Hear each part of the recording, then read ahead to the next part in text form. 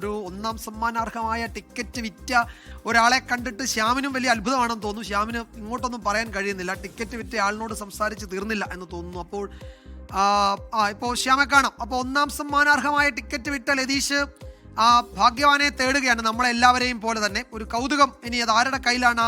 ഈ TH 577-825 എന്ന 25 കോടിയുടെ ടിക്കറ്റ് ഇരിക്കുന്നതെന്ന് അറിയാനൊരു കൗതുകം മാത്രം അല്ലേ ശ്യാം? തീർച്ചയായും വിജയകുമാർ, കാരണം ഇപ്പോൾ ഈ നാട് മൊത്തം ഇങ്ങോട്ട് എത്തിയിട്ടുണ്ട്. കാരണം ഈ കടയിൽ നിന്നും വർഷങ്ങളായി ടിക്കറ്റ് എടുക്കുന്ന എല്ലാവരും ഇവിടെ എത്തിയിട്ടുണ്ട്. ഈ കൂട്ടത്തിലൊരു ഭാഗ്യവാൻ ഉണ്ടോ എന്നാണ് നമുക്കും സംശയിക്കേണ്ടത്. അഭിനന്ദനങ്ങളുമായിട്ടൊക്കെയാണ് ആളുകൾ വരുന്നത്. യതീഷേട്ടാ, ഈ കൂട്ടത്തിൽ തന്നെ ആ ഭാഗ്യവാൻ ഉണ്ടാകട്ടെ. കാരണം നെട്ടൂർ അടിക്കണമെന്നുള്ളതാണ് എൻ്റെ ആഗ്രഹം, ഏറ്റവും വലിയ ആഗ്രഹമാണ്. നെട്ടൂരുകാർക്ക് തന്നെ കിട്ടരുത്.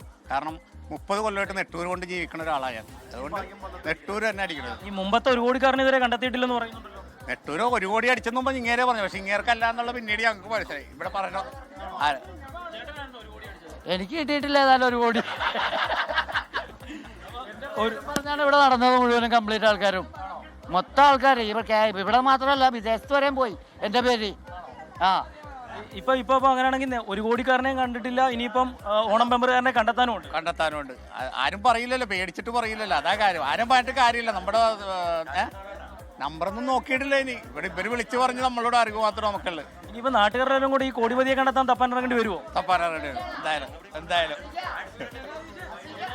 ഈ നാട് മൊത്തം ഇവിടെ എത്തിയിട്ടുണ്ട്. ഏതായാലും ഈ കൂട്ടത്തിൽ തന്നെ ആ ഭാഗ്യവാൻ ഉണ്ടോ എന്നുള്ളതാണ് ഇപ്പോൾ ഇവിടെ എല്ലാവരും സംസാരിക്കുന്നത്. ഏതായാലും വലിയ സന്തോഷത്തിൻ്റെ ഒരു സമയമാണ്. ആ കോടിപതിയെ കണ്ടെത്താൻ സാധിച്ചിട്ടില്ല എങ്കിലും രതീഷിൻ്റെ കടയിലേക്ക് എല്ലാവരും എത്തുകയാണ്.